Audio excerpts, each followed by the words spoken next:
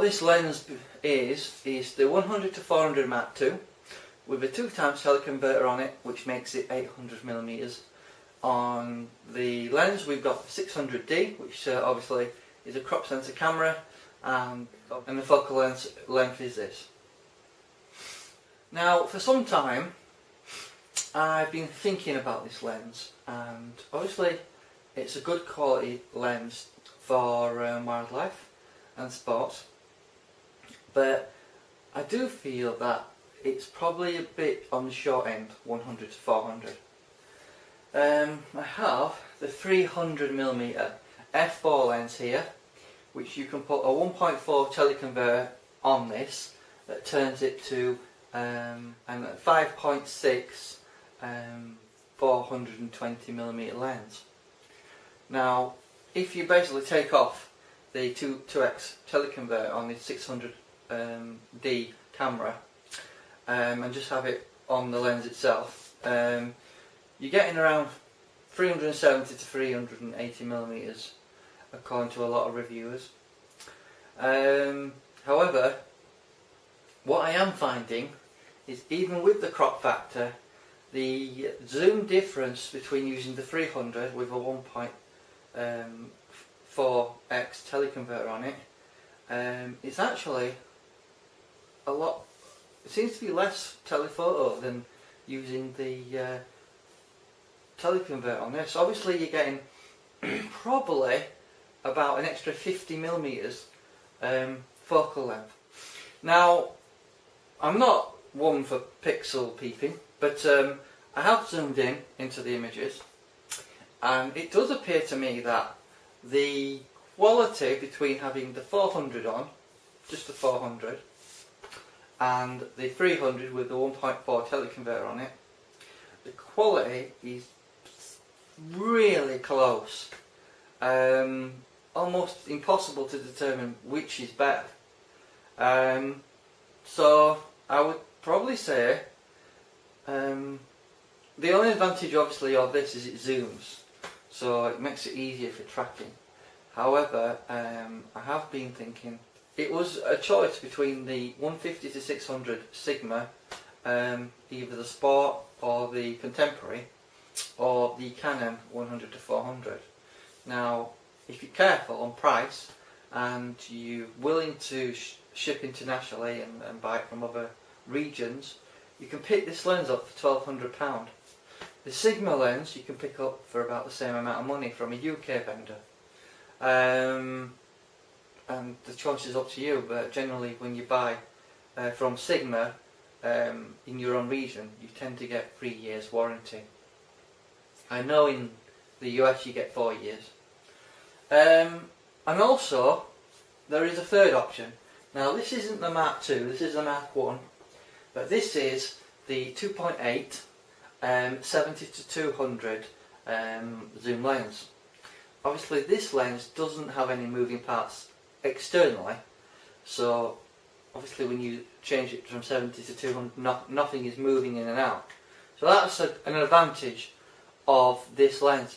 So the advantage of having the 70 to 200 is obviously you've got a 2.8 aperture, so what you can do is take any teleconverters off it and get a bit closer to your wildlife if it's getting dark, and you've got a 2.8 aperture on that. So obviously there is a benefit to using the 70 to 200. And I guess I should do a shout out.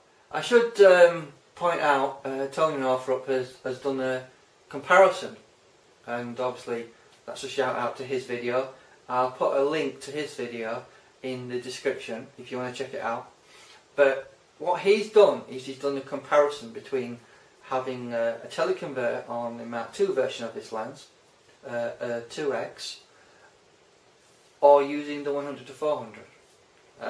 So obviously check that out, and he suggests that the quality is more or less identical, you know, no matter which lens you use. Now, there is an inherent disadvantage if you're using a basic crop sensor camera using the 100 to 400. Now, if you try and use a 1.4x teleconverter on this, it will change the lens to an f8 lens, which means unless you've got some of the more advanced cameras out there, unless you've got this 100 to 400 lens, is a fantastic lens. However, if you put a teleconverter on, a 1.4x, you will basically lose autofocus if you're using one of the basic crop bodies. For example, the 600D, the 7D, most of the crop sensor cameras like the 70D, I believe the new 80D will be able to autofocus at f8. The 7D Mark II can. Also the 5D, the third version of it, Mark III, and obviously the 1DX, and possibly some of the more professional ones that were made some time ago. So keep that in mind if you plan on putting a teleconverter on this lens to turn it into some sort of beast of a lens. Obviously a 2x on that will turn it to 800mm. 1.4 obviously will make it near 640mm. So keep that in mind. Obviously on full frame you're talking 560mm with a teleconverter on this 400 lens. You see, Canon say it's a 100 to 400, but a lot of reviews sort of indicate it's probably closer to 370 or 380mm.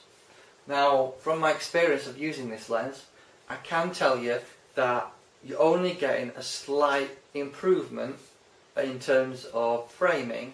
When you use this lens, which is a 300mm, and you put a 1.4 teleconverter on it, you're getting 420mm.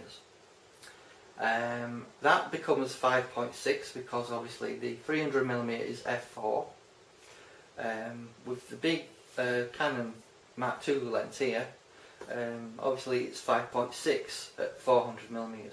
So you're getting more reach if you're using the 300 with the teleconverter. Obviously it can't zoom in and out, and some people might think that's quite important. I am contemplating whether the Sigma 150 to 600 is a better thing to purchase. So if anyone out there is interested in this big debate, whether to go for the Canon 100 to 400 or the Sigma 150 to 600 contemporary or sport, let me know in the comments what you think. Obviously this is a comparison between the Canon 100 to 400, the 300 with the 1.4 teleconverter on, and obviously again the Mark I 70 to 200 with the 1.4 and 2x teleconverters on. In general, I'm not too fond of the 2x teleconverters because they do seem to dirty the image a little bit. However, it's not that bad, because obviously some older, bigger lenses that are, say, 800mm or 500mm are not quite as good as these Canon lenses. So I hope this little discussion hasn't bored you too much. What I'm going to do is I'm going to put some samples at the end of this video for you to have a look at.